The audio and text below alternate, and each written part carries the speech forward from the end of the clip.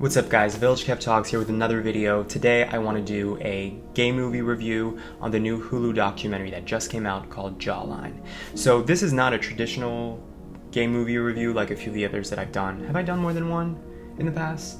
I don't remember, but I know that I did one on Call Me By Your Name, and that obviously is like a more traditional gay movie, right? Like it's about gay love and a gay connection between these two men. This is not that kind of movie. It's less about gay themes and more about just social media and these young teenagers who have like this double life or second life online, and that gives them value. But the reason I want to talk about it on this channel and that I'm putting it under the umbrella of gay movie review is that like half the people, maybe even more than half the people in the movie are gay, or like it's implied that they're gay. How I even found out about this documentary is that, as some of you guys know, I consult in social media, specifically in the live streaming realm of things. That's my background. I've worked for different live streaming apps, and one of them is this app called YouNow. And so yesterday I was at a meeting consulting for another live streaming app, and they mentioned it to me. They said, hey, like, you used to work at YouNow, did you hear about this documentary? And I said, no, what are you talking about? Like, I had no idea what they were talking about. And they said, yeah, you should check it out. It's like showing at film festivals. It's on Hulu. Like it's like a Hulu original. It's like a legitimate documentary. It's not some amateur thing a guy uploaded onto YouTube, like my videos. It's a legit documentary. So I was like, okay. And that night I watched it, and I was like, holy shit. So as I mentioned, I used to work for the app YouNow that they keep referencing in the movie, in the documentary. And it was very, on a personal level, it was very eerie to see all this footage of these kids who, and for anybody who has no idea what I'm talking about with live streaming and YouNow it's still around, it's still existing, but the footage is all from years ago when YouNow was really at its like peak hype, and it was essentially at that time the new cool app for teenagers and like millennials. It's online live content, and people are chatting, and they can send virtual gifts, and most people are just kind of talking to the camera like I am and interacting with people. Most of the people don't have a real talent, and even the ones who don't really have, the musicians for the most part are pretty lackluster, the comedians are pretty lackluster, but there are some gems. There are actually, just like everywhere else, just like YouTube, just like any talent show in America, most of it is just kind of like generic, and then you have one or two that are like stars in the making, right? So anyway, I used to work for this app, so watching this documentary and realizing it was all footage from years ago when I worked there, and the fact that I had no idea this documentary was being filmed, I'm now assuming management and the CEO knew that they were going to be involved in this documentary, but none of us on the staff knew about this documentary. So it was very eerie to watch. It tried to be non-judgmental and to show the valid truth of social media, and it took inherently like a dark side, because basically in this movie you see all these kids that it reminded me of The Great Gatsby, if you guys have read that book, in that it's all about like this new generation kind of being a cultural wasteland. Like, we have no idea where the parents are. These kids don't have great self-esteem. Their value system is fucked up. It's all about narcissism on the internet and getting however many likes, getting however many followers, and then the fangirl culture too. They explore that, and these are all girls. At first you're judgmental, at least I am. I was then when I worked for these companies, and I still have that in me. And so at first you judge, and then you hear these girls sobbing because they're seeing their favorite social media star that has zero talent and zero merit, and you're like, this is like, wow, this is the next generation. But then you hear these girls talk, and they're like, I grew up in foster care. I've never had like positive, my dad wasn't around, so I never had a positive male figure around me. I always wanted to have a brother, and so I feel like these guys are that for me. I feel like I can connect with them. Obviously it's still fraudulent. It's still like all these people are completely misguided, all these kids, all these teenagers, and in some cases adults. But anyway, you're probably thinking, why is he talking about this on this gay channel? So disclaimer, as you guys know, I live in Los Angeles. I had an edible before I watched the movie, so I don't know if it was the weed, I don't know if it's because I was high, because I talked to a few people after the movie, after I watched it, who used to work at You Now, and they were like, I didn't pick up on what you picked up on. But to me, it seems so clear that the movie was trying to say, look at all... I felt like it was focusing on male sexuality, young male sexuality. I mean, it's called Jawline. There's never any explanation of why it's called Jawline. They never reference a jawline in the entire movie, but the movie's called Jawline. And they introduce you to this manager who I remember. I remember him, I remember the kids that he managed, the social media kids from when I worked at this company. And he says that he's openly gay, and you can tell he's a little bit older than these kids, but you can't tell exactly how much older. You can just tell that he's more mature, he's more business-minded, and he also just seems older. He looks older, he acts older, but he's one of those people you can't figure out his age. Kind of like me, right?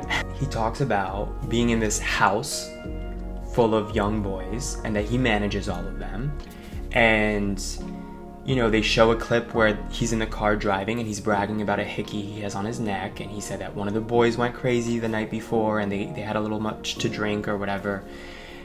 And I felt so uncomfortable because I was like, am I the only one who's seeing what's happening here? Like, even if he's, let's say, 22 and they're all 17, that still feels very inappropriate to me. Even if he's 19 and they're all 16, yeah, that's 3 years, but to me that's still, first of all, it's still legal. Whether you agree with the law or not, it's illegal. So I'm like, he's boasting about this on camera. So what does he not boast about that's not going to be filmed? You know what I'm saying? All these little scenes are quick, and then they move on to the next thing and they explore the fangirl culture and whatever. But I felt like when I was piecing together all these little clips talking about sexuality, the movie was trying to say something. That was the impression that I got. The director was trying to say something. There's another scene where this guy who's very flamboyantly gay is showing them this choreography to the social media kids before they go on stage to meet their fans or whatever. And then he talks like this, like really flamboyant, and then he says something like, this is my straight voice when I enter the arena of girls screaming. And he goes, are you ready to party? Like he says it way more butch than I just did it, but he puts on this fake voice. And this is him talking for 20 seconds, the only time he shows up in the movie, just to show him basically say like, oh yeah, I put on a facade when I'm in front of everybody else. And again, I felt like that was another seed planted by the movie, by the director, to be like, look at all these gay men around these teenage boys, and there's a facade when they're around the rest of the world and the parents and the fangirls, but they're comfortable being who they are around the young boys. So I felt like that was starting to come through. And then the movie ends basically with the manager with the hickey saying that the relationship has ended with the top talent that they showed throughout the movie working with him. And they claim that he sexually harassed them. And he claims that they're all lying and that they're always lying and they're making up stuff and blah, blah, blah. And the movie kind of just ends there without any resolution. And one of the last scenes is him, the manager, right after talking about this, he's photographing these new boys, these new social media stars, and they're both posing together shirtless. And it, again, feels very, it doesn't feel, it is very like homoerotic. Like that's clearly the goal. It's to get more likes and to go viral on social media or whatever. And I felt, and all my friends who I talked to after watching this movie, we all felt icky. Especially people who were connected through this company. Both live streamers and employees who I was tied to at that company, who I still talk to, were like, yeah, I just felt icky. And I think anybody, even if you're not from that world, my close friend watched it, she's not in that industry at all, she also just felt gross, and she felt this like creepy vibe.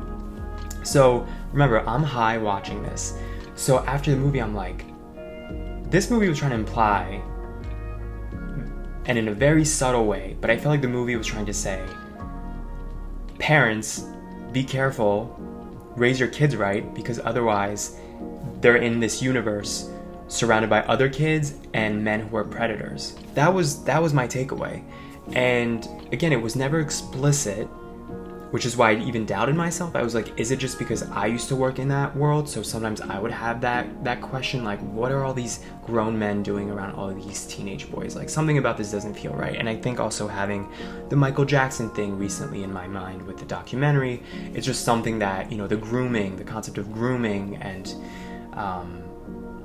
all that was in the back of my mind perhaps. But it's weird, I then looked up all these reviews, all these articles on the movie, and it's gaining press. Like, it's starting to really become, it's been shown at Cannes Film Festival, at Sundance, and not one article openly discussed what I perceived from the movie. So then I thought, okay, I must be crazy.